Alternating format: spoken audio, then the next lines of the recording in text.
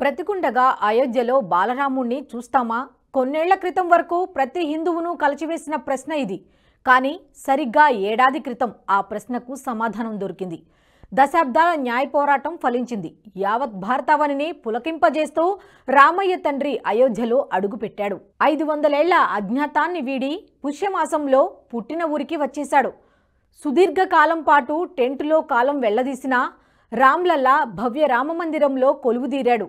2024 జనవరి 22 శుక్ల ద్వాదశి పుణ్యతిథి రోజున బాలరాముడి ప్రాణప్రతిష్ఠ అంగరంగ వైభవంగా జరిగింది. భవ్య రామ మందిర నిర్మాణానికి ఏడాది పూర్తయిన సందర్భంగా అయోధ్యలో ప్రత్యేక కార్యక్రమాలు నిర్వహిస్తున్నారు. నిజానికి తిథి ప్రకారం జనవరి 11 నాటికే ఏడాది పూర్తయింది. ఈ సందర్భంగా రామ్లల్లా ప్రాణప్రతిష్ఠ వార్షికోత్సవాన్ని కన్నుల పండువగా నిర్వహించింది శ్రీ రామ జన్మభూమి తీర్థక్షేత్ర ట్రస్ట్.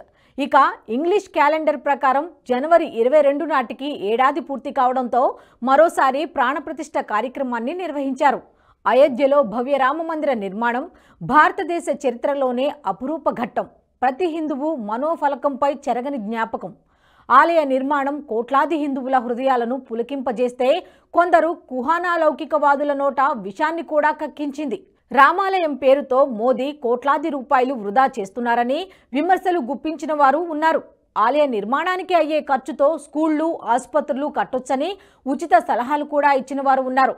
నిజానికి అయోధ్య రామాలయం నిర్మాణానికి ప్రభుత్వ ఖజానా నుంచి నయా పైసా కూడా ఉపయోగించలేదు. శ్రీ రామ జన్మభూమి తీర్థక్షేత్ర ట్రస్ట్ దేశ ప్రజల నుంచి విరాళాల రూపంలో సేకరించిన సొమ్ముతోనే ఆలయ నిర్మాణం జరిగింది. అయినా ఆలయ నిర్మాణం దండుగ ఖర్చు అంటూ దండగమారి ఆరోపణలు చేశారు. అలాంటి కుహానాలౌకికవాదుల నోళ్లు మూతపడే విషయాన్ని మనం ఇప్పుడు చెప్పుకుందాం. అయోధ్య ఇప్పుడు ఆధ్యాత్మిక నగరమే కాదు, ఆర్థిక కేంద్రం కూడా.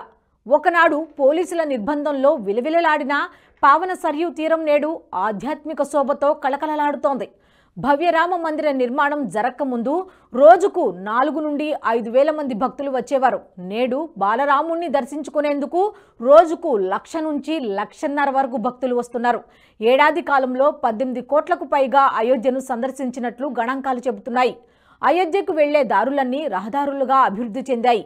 వాల్మీకి ఇంటర్నేషనల్ ఎయిర్పోర్టుకు దేశంలోని ప్రధాన నగరాల నుంచి విమాన సర్వీసులు అందుబాటులో ఉన్నాయి. దేశం నలుమూలల నుంచి రైళ్లు నడుస్తున్నాయి. సప్త సముద్రాలు దాటి విదేశీయులు కూడా రామ్లల్లాను దర్శనం చేసుకుంటున్నారు. భక్తుల తాకిడి పెరగడంతో మౌలిక సదుపాయాలు మెరుగయ్యాయి. చిన్న చిన్న వ్యాపారాలు మొదలు భారీ నిర్మాణాలు వెలిశాయి. చిరు వ్యాపారస్తుల ఆదాయం గణనీయంగా పెరిగింది. పెద్ద పెద్ద హోటళ్లు, రెస్టారెంట్లు తెరవడంతో ఉపాధి అవకాశాలు పెరిగాయి. ప్రస్తుతం అయోధ్యలో Radisson, Marriott, Oberoi, Taj, Domino's వంటి పెద్ద స్టార్ హోటళ్లు వెలిశాయి. ఈ స్టార్ హోటళ్లు లక్షల్లో వ్యాపారం చేస్తూ రాష్ట్ర ఆర్థిక వ్యవస్థకు దోహదపడుతున్నాయి.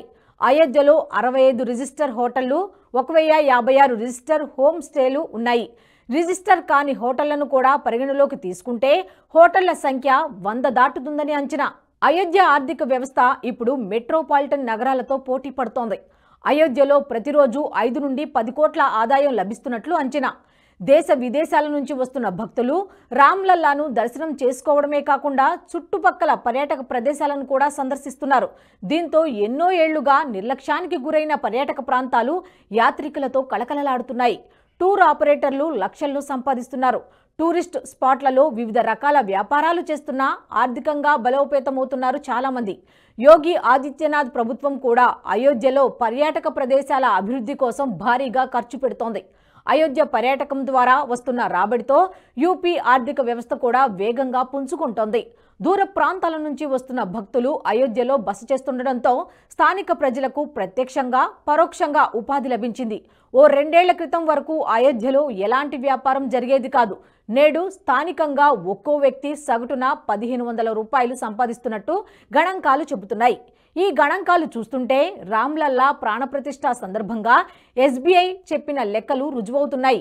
అయోధ్య రామ మందిరం దేశ జీడీపీ వృద్ధిలో కీలక పాత్ర పోషిస్తుందని SBI రీసెర్చ్ అంచనా వేసింది.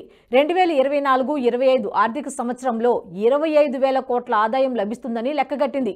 విదేశీ పర్యాటకుల్ని ఆకట్టుకోవడంలో 5వ స్థానంలో ఉన్న యూపీ రాబోయే రోజుల్లో తన స్థానాన్ని మరింత మెరుగుపరుచుకోనుంది. 2027 కల్లా మహారాష్ట్రతో పాటు యూపీ కూడా $500 బిలియన్ స్థాయిని అధిగమిస్తుందని, దేశ జీడీపీలో యూపీ వాటాయే 10% మించుతుందని ఎస్బీఐ అంచనా వేసింది. 2027-28 నాటికి దేశ జీడీపీ వెయిటేజీలో యూపీ 2వ స్థానానికి చేరుకుంటుందని తెలిపింది. అంటే నార్వే జీడీపీని సైతం యూపీ అధిగమిస్తుందని చెప్పింది. అంతేకాదు, ఎస్బీఐ అంచనా వేసినట్టు భూముల రేట్లు కూడా ఆకాశాన్నంటాయి.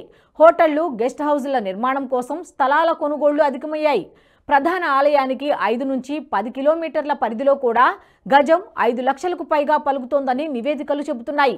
ఈ పరిస్థితి ఇలాగే కొనసాగితే భవిష్యత్తులో టీటీడీతో కూడా పోటీ పడే అవకాశాలు ఉంటాయని ఆర్థిక నిపుణులు చెబుతున్నారు.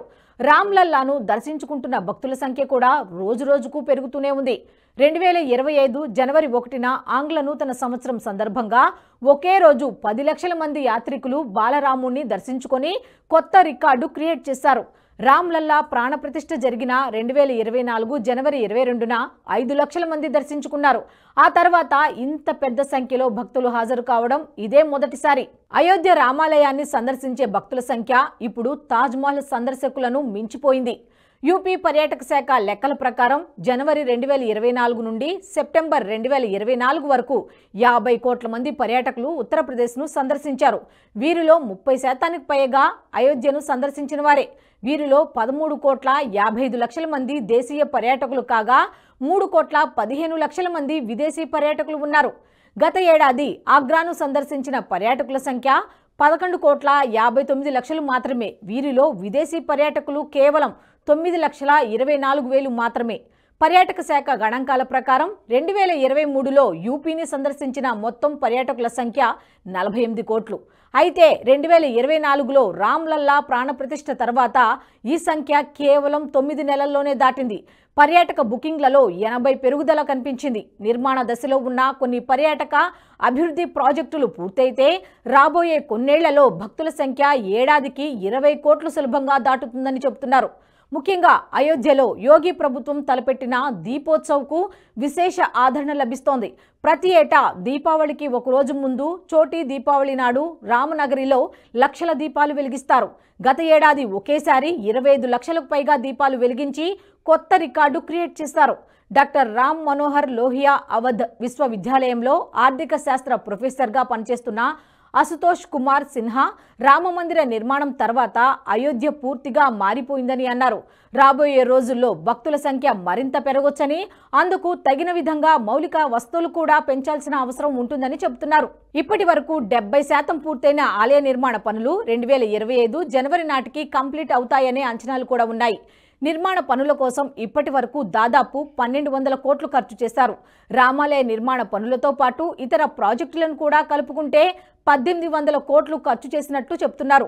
ఇక ఆలయానికి చెందిన విరాళాల విషయానికి వస్తే రామజన్మభూమి తీర్థక్షేత్రం ప్రకారం ఏప్రిల్ 2024 నుండి అక్టోబర్ 2024 వరకు 55 కోట్ల 12 లక్షల ఆదాయం లభించింది. రామాలయం నిర్మాణం కోసం ఇప్పటికే 5,000 కోట్లకు పైగా విరాళాలు అందాయి. అదే సమయంలో దేశంలోని 18 కోట్ల మంది రామభక్తులు 3,200 కోట్లు విరాళంగా ఇచ్చారు. విదేశాల నుండి 11 కోట్లు విరాళాలు అందాయి. మొరారి బాపు అనే భక్తుడు అత్యధికంగా 11 కోట్ల 3 లక్షల రూపాయలు విరాళంగా ఇచ్చారు. శ్రీ రామజన్మభూమి తీర్థక్షేత్ర ట్రస్ట్ గణాంకాల ప్రకారం విరాళాల్లో మొరారి బాపుదే రికార్డు. ఆ తర్వాత శ్రీ రామకృష్ణ ఎక్స్పోర్ట్ వజ్రాల కంపెనీ యజమాని వితరణశీలి గోవింద్ భాయ్ దొలాకియా 11 కోట్ల రూపాయలను బాలరాముడికి సమర్పించుకున్నారు. 2024-25 ఆర్థిక సంవత్సరంలో రామమందిర నిర్మాణం, ఇతర ఖర్చుల కోసం శ్రీ రామజన్మభూమి తీర్థక్షేత్ర ట్రస్ట్ 850 కోట్లు ఖర్చు చేస్తుందని అంచనా. ఇదే సమయంలో ఒకే ఏడాదిలో ఆలయ నిర్మాణం, అభివృద్ధి కోసం 363 కోట్లకు పైగా విరాళాలు లభించినట్టు గణాంకాలు చెబుతున్నాయి. అయోధ్యలో జరుగుతున్న ఆర్థికాభివృద్ధి స్థానిక ప్రజల్లో ఎంతటి మార్పు తీసుకొచ్చిందంటే, భిక్షాటనే వృత్తిగా జీవనం సాగిస్తున్న నాట్ సామాజిక వర్గం ఇప్పుడు యాచక వృత్తిని పూర్తిగా వదిలేసింది. భక్తుల సంఖ్య రోజురోజుకు పెరుగుతుండటంతో వారికి ఉపాధి అవకాశాలు లభించాయి. చిన్న చిన్న వ్యాపారాలు ఏర్పాటు చేసుకుని గౌరవంగా బతుకుతున్నారు.